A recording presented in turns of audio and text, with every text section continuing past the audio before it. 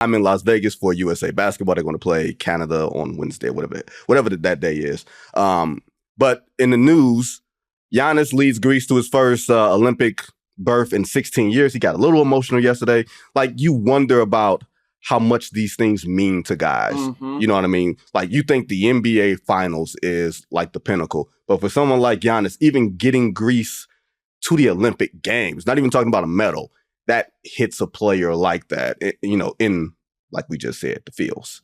Yeah. First of all, I can't wait to hear the interviews. I shouldn't say just sound, because regular reporters can get sound, but NBA insiders and lead reporters like Vincent Goodwill get interviews. But to that end, because, we're in the season of our life where we give folks our flowers because whatever.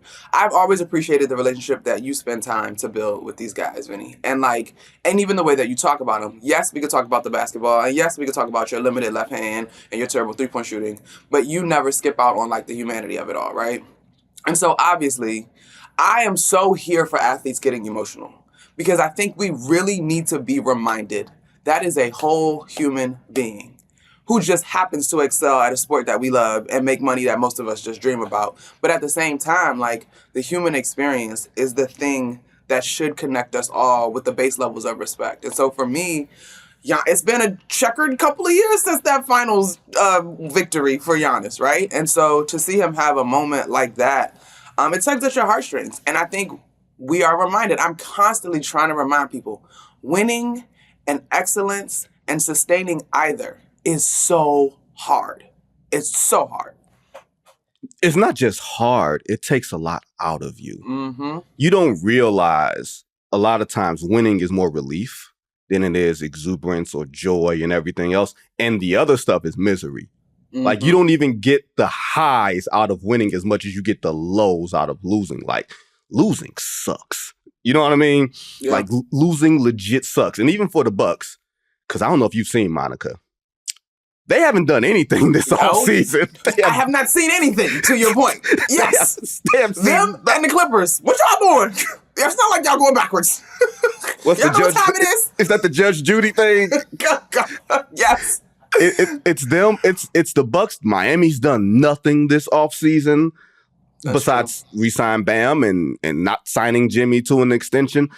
I'm trying to figure out, do these teams know that the Eastern Conference, at least the top of the Eastern Conference, is getting better and getting further away from you? Like Milwaukee knocked out in the first round because Giannis was hurt. Dame hadn't really been in shape. Chris Middleton was hurt. And Miami, Jimmy was out. They got knocked out in the first round by Boston.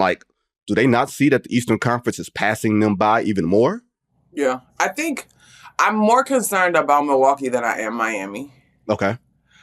I think, tell me if you buy this, I think somewhere in the Milwaukee mindset is the actual first year under Doc with Dame, with Giannis, and I guess they're going to punt on what we saw last year, and health. Yes. Because I swear, and I'm a loyal listener of the good word, but last year during the postseason in Vegas, and you did that episode talking about guys' age, and it was sneaky, Giannis is not 26. He's got miles and he's got injuries. And so I think we haven't truly seen a healthy Giannis practically since that finals. So I think there's some hope there in terms of maybe he and Dame getting healthy and Doc really implementing his system.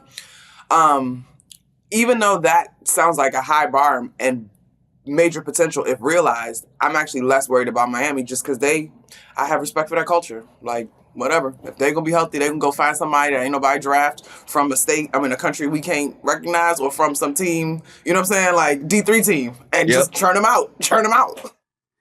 It's amazing that they keep doing it. And we just naturally give them this trust that they've earned, right? Completely earned. Eric Spoelstra is one of Steve Kerr's assistants for a reason. He and Ty Lue, to me, are the best two coaches in basketball, and it ain't that close and all that stuff. But just because you got a great coach, Clippers and Heat, give these guys something besides these butter knives to work with. Jeez. You can have a steak. You can't eat the steak if you got butter knife. Jeez. I don't know about maybe if I was really hungry, I would eat a steak. One time in Chicago, I asked the lady for a butter knife at this cute little breakfast spot. She said, "Baby, our steak's so soft, you should be able to cut it with that." She was right. Word? But Yeah, that steak was good. It was a little breakfast spot. It was thinner, but it was good.